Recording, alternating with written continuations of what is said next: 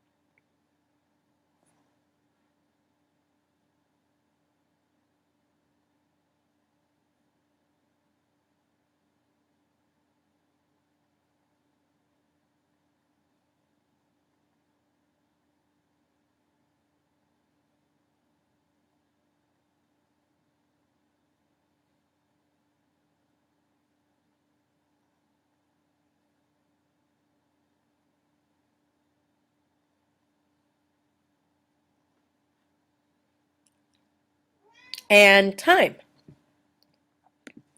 So now, let's start with Jason.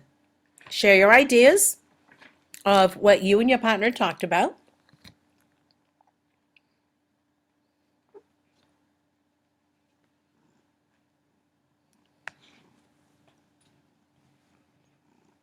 And now let's hear from Rachel.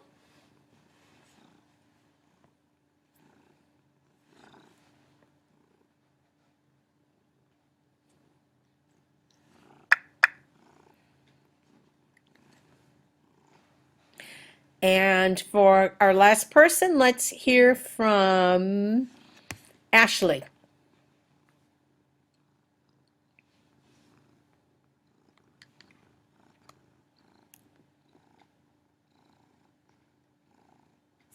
Okay. Now, take out your math notebook if you don't already have it on your desk. You were given your new book 11 at the start of math period. Make sure you have your name written on the front cover. And in your math notebook, you're going to record the vocabulary for ratio, rate, and unit rate, just the way you see it here. Everything that you see on the screen, you're adding in your notes. And I'm going to set the timer. And I'm going to give you 4 minutes.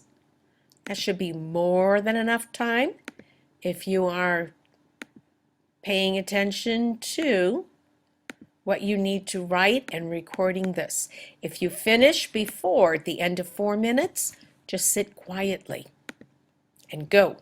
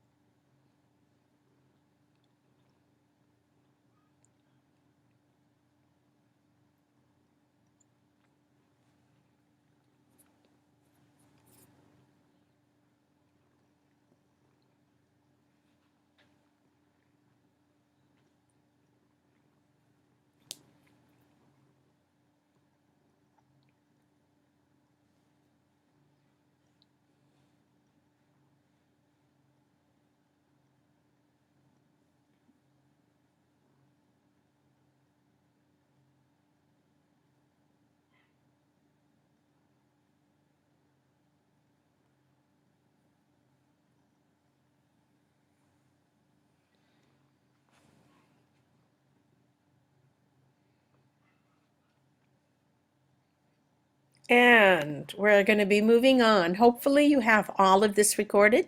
If not, you'll have to come back and get it at another time. So now, here's an essential question we're going to be looking at. How can a ratio be formed and expressed? Well, let's take a look at a few examples here.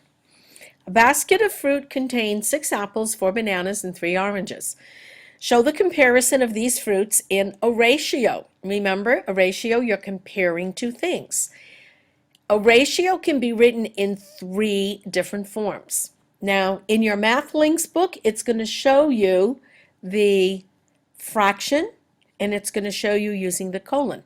And it uses these words, but it does not include this specifically as a form, but it is another way to show writing a ratio.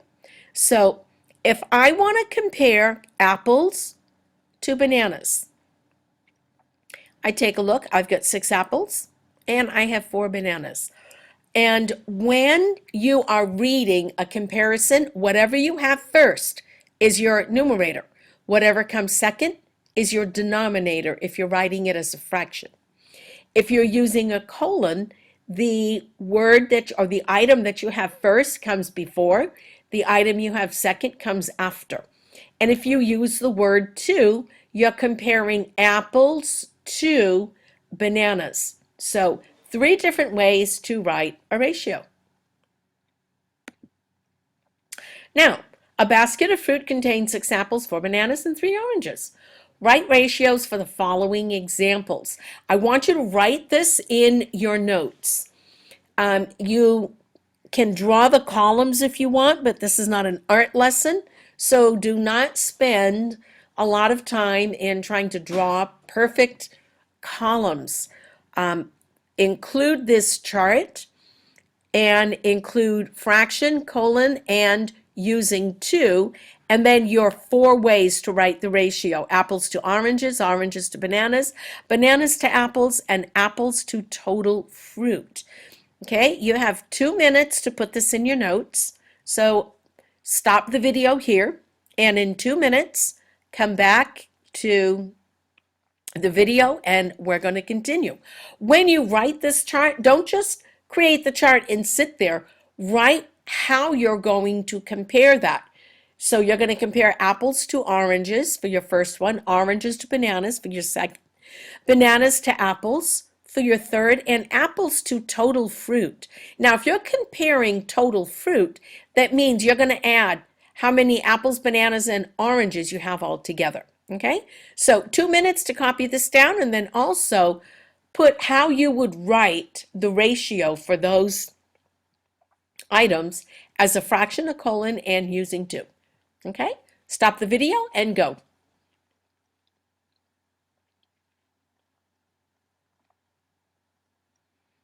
Okay, so you should have all of this in your notes now. So now I'm looking at, as a fraction, apples to oranges. Well, I said there are 6 apples and there are 3 oranges. So I should have 6 as my numerator, 3 as my denominator, and apples to oranges. It's helpful if you also label the parts of your ratio. And as a colon, you have apples, 6, oranges, 3. And using the word to, you have apples to oranges, 6 to 3. So now let's check oranges and bananas. Well, there are 3 oranges and 4 bananas, so I'm thinking I should have a fraction of 3 to 4. And sure enough, that's what we have. Again, labeling it is helpful.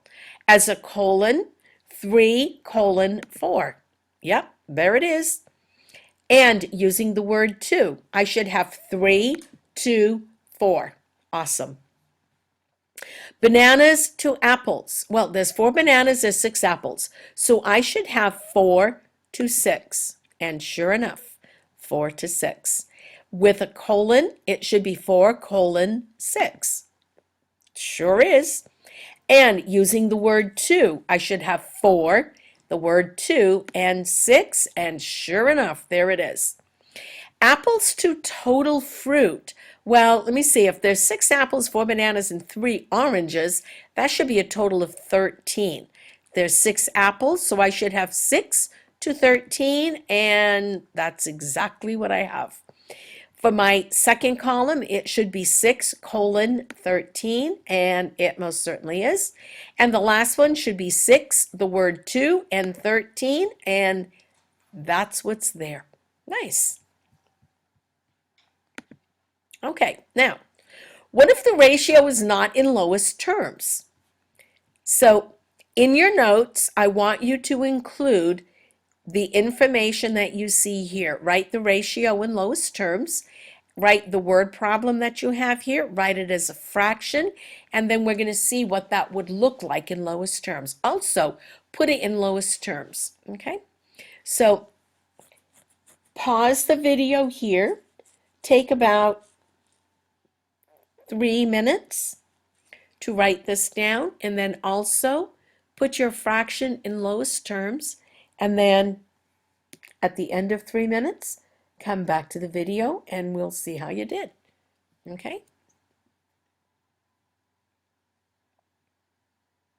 Okay, so now you've got this written in your notes, and you also have the fraction in lowest terms. So I'm looking at 252 and 6, and I want to know in low.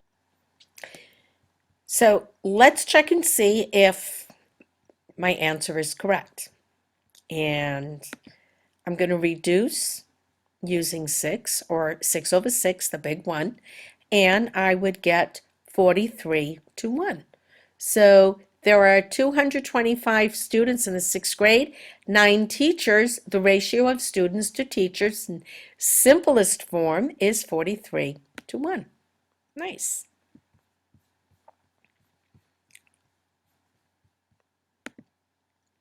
Now,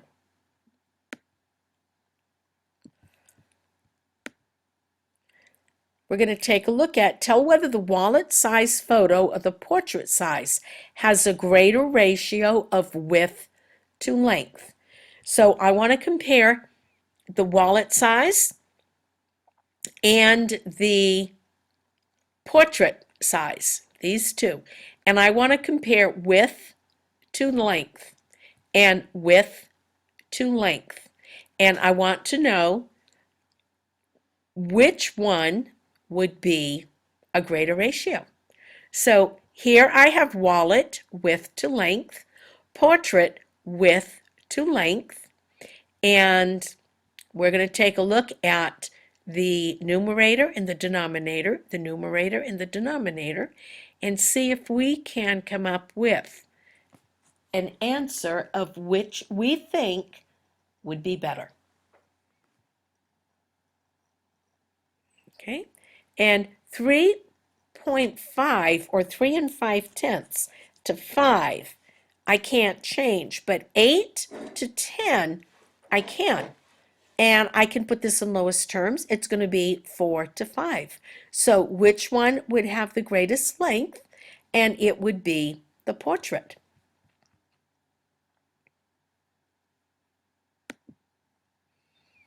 So now, let's take a look at this one.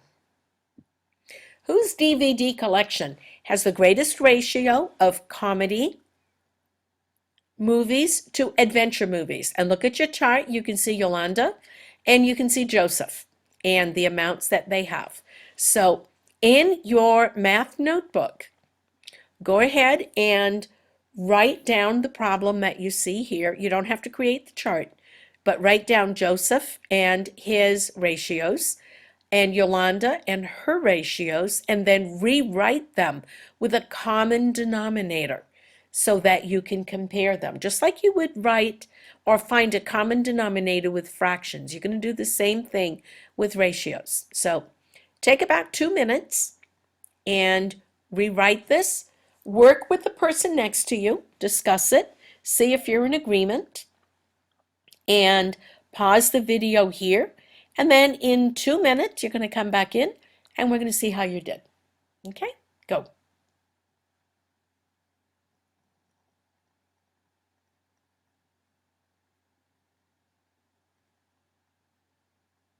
And let's check and see.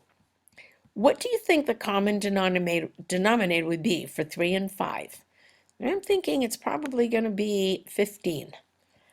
So 3 times 5 is 15. 5 times 5 would be 25. And 5 times 3 is 15. 7 times 3 is 21. So now, who has the greater ratio? And looking at the two amounts, it would be Joseph. It's 25 to 15. Yolanda has 21 to 15. Good job. Okay, here's another one. I want you to put this in your notes. Again, you're going to write Dina and Dawn. You don't have to create the chart because you've got Dina's amounts and Dawn's amounts. Write the ratios and then write the ratios as fractions with common denominators. So for you to write this down and then solve it, take about 4 minutes. Copy it in your notes, discuss it, come up with what you think is the answer, and then we're going to check back in. So pause here and come back in about 4 minutes.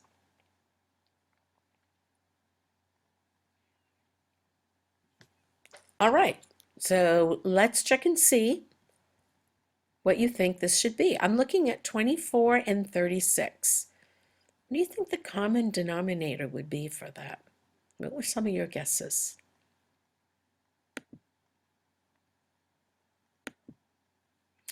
If you said 72, you're absolutely right.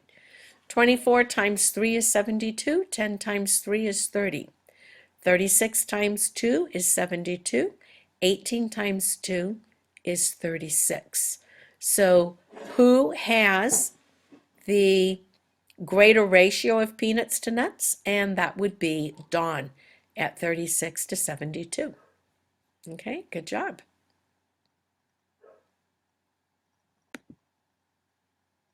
Now, tell whether Group 1 or Group 2 has the greater ratio of the number of people for an open campus lunch to the number of people with no opinion. Which group has the least ratio of number of people against an open campus to the total number of survey responses? So go ahead and put this in your notes. You're looking for Group 1 and Group 2. So put this in your notes and work it out. Work with the person next to you. This has a little bit more than that you have to do with this one. So go ahead and pause the video here to write this in your notes and think about it and calculate it. Go ahead and take 6 minutes and then come back in after 6 minutes and we'll check and see how you did.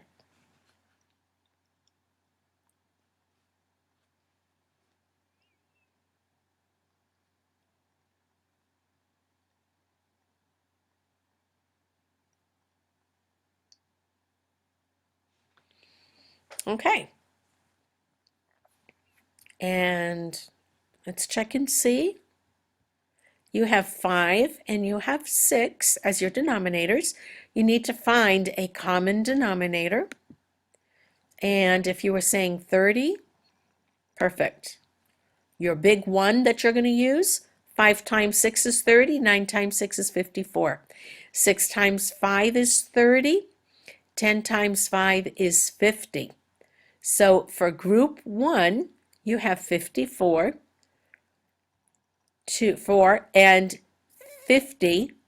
I'm sorry, for Group 1 has 54 to 30. Group 2 has 50 to 30. So which group has the greater ratio? That would be Group 1. Now, let's take a look at this one here. Which group has the least ratio of the number of people against an open campus to the total number of survey responses? has the least ratio, the smallest ratio. So go back and take a look at this again. You've got group 1, 2, and 3. And see if you can determine which one has the least ratio. Okay, so go ahead and pause the video here. And then you're going to check back in just a few minutes.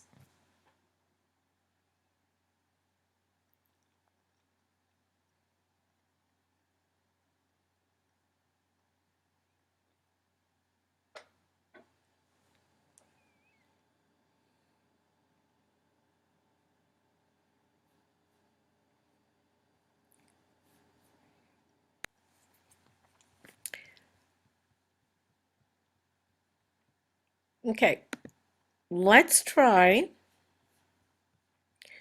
these here. And I want you to put this all in your notes. So you have the annual dog show has 22 collies, 28 boxers, and 18 poodles. And write a ratio in all three forms for collies to poodles, boxers to collies, poodles to boxers, poodles to collies. And then you're going to take a look at the Franklin School District with 15 art teachers, 27 math teachers, and 18 French teachers, and write ratios in all three forms for these also. Art teachers to math teachers to French teachers. Okay, so have all of this in your notes. Stop the video here, and when you come back, we'll check and see how you did.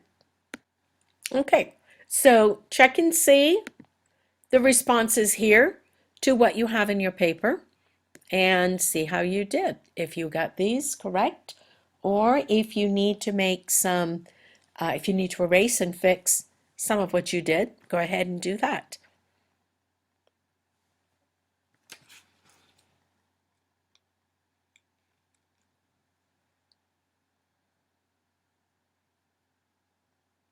Okay, now, if there's still time left in the class period, I want you to think about ratios that you could write or that you could create. Maybe you want to do a ratio of brothers to sisters in your family, or male cousins to female cousins, or aunts to uncles, or maybe you want to do ratios for how many pets, how many cats to dogs, how many dogs to birds, how many birds to fish, or different types of animals that you have.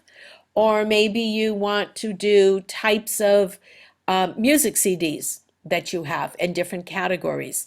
So for the remainder of the period, I want you to create as many different ratios of things that you have either in your house or that you use every day as you can. This is going to be individual and silent work. This is not checking or talking to someone else. You need some quiet time to think and come up with ideas, and I want you to write all of these in your math notebook. Okay? So go ahead and begin and keep creating ratios until the end of the period.